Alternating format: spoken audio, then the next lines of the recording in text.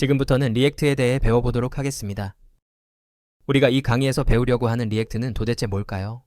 리액트 공식 웹사이트에서는 다음과 같이 정의하고 있습니다. 이 문장을 한국말로 직역하면 웹과 네이티브 사용자 인터페이스를 위한 라이브러리가 됩니다. 어떤 뜻인지 조금 감이 오나요? 이 문장을 모두 이해하기 위해서는 먼저 라이브러리의 개념에 대해서 알아야 합니다. 보통 영어 단어 라이브러리는 도서관이라는 의미로 많이 사용됩니다.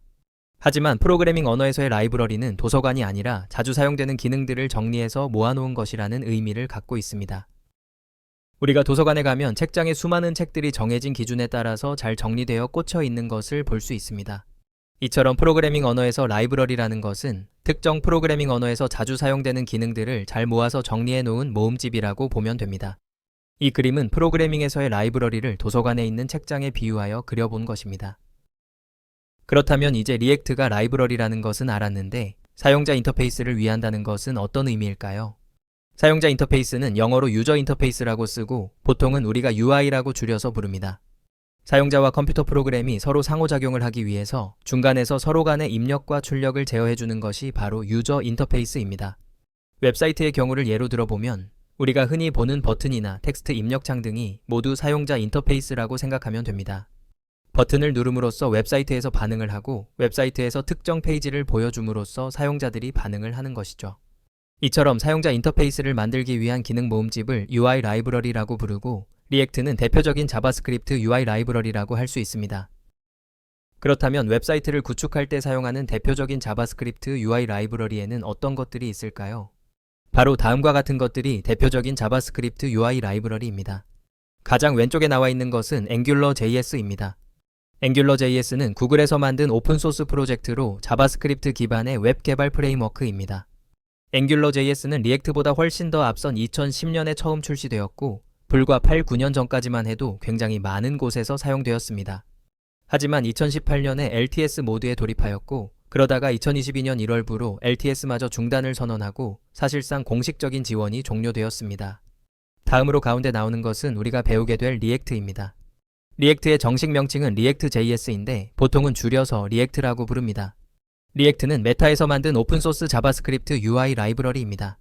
리액트는 2013년에 처음으로 출시되었으며 출시된 이후 점점 치고 올라오다가 현재 다른 라이브러리들을 모두 따돌리고 가장 많이 사용되는 자바스크립트 UI 라이브러리로 등극하였습니다. 그리고 마지막으로 오른쪽에 나오는 것은 Vue.js입니다. 큰 IT 기업의 주도로 시작된 AngularJS나 리액트와는 다르게 Vue.js는 에반유라는 중국인 개발자 한 명이 시작한 오픈소스 프로젝트입니다. Vue.js는 2014년에 처음 출시되었고 이후 점점 커져서 리액트와 항상 함께 언급되는 자바스크립트 프레임워크가 되었습니다. Vue.js는 지금도 많은 곳에서 사용하고 있으며 앞으로는 어떻게 될지는 아무도 예측할 수 없을 것 같습니다. 앞에서 보신 것처럼 모든 기술에는 유행이 뒤따릅니다. 웹 개발과 관련한 기술도 마찬가지죠. 한때는 AngularJS가 웹 개발의 정답인 것처럼 여겨지는 시기도 있었고 리액트보다는 다른 게 훨씬 더 좋다고 사람들이 평가하는 시기도 있었습니다. 그래서 한 가지 기술이 무조건 평생 갈 것이라고 생각하지 말고 기술의 큰 흐름을 읽는 것이 중요합니다. 지금은 리액트가 굉장히 우세하고 웹 개발에 있어서 거의 표준처럼 여겨지고 있지만 앞으로 5년 뒤 그리고 10년 뒤에는 다른 새로운 기술이 그 자리를 차지하고 있을 수도 있습니다. 이 강의에서는 리액트를 배우는 것에 초점을 맞추고 있지만 리액트를 공부하면서 동시에 그 밑바탕에 깔려있는 웹사이트의 작동 원리와 흐름을 함께 이해하려고 노력해 보길 바랍니다. 앞에서 AngularJS와 Vue.js는 프레임워크라고 부르고 리액트는 라이브러리라고 불렀습니다. 그렇다면 프레임워크와 라이브러리의 차이점은 뭘까요? 가장 큰 차이점은 프로그램의 흐름에 대한 제어 권한입니다. 프레임워크는 흐름의 제어 권한을 개발자가 아닌 프레임워크가 갖고 있는 반면에 라이브러리는 흐름에 대한 제어를 하지 않고 개발자가 필요한 부분만 필요할 때 가져다 사용하는 형태입니다.